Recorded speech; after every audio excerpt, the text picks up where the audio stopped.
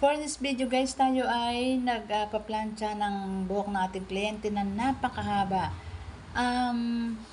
Nag-color din po kami. After color ay naglagay po ako ng treatment. So ngayon po ay pinaplantsa ko na siya.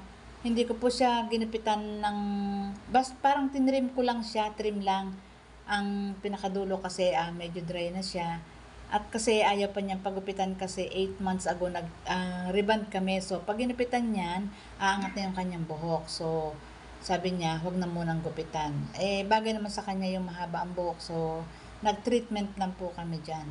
Tsaka yung kulay pala, ganun.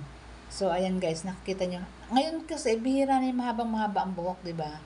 Tsaka yung buhok ng customer natin ay bagsak na bagsak pa.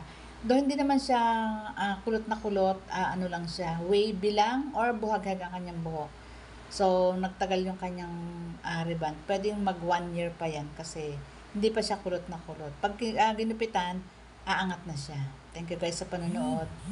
Bye! Thank you for watching. Ayan po yung resulta ng kanyang buhok. Bye!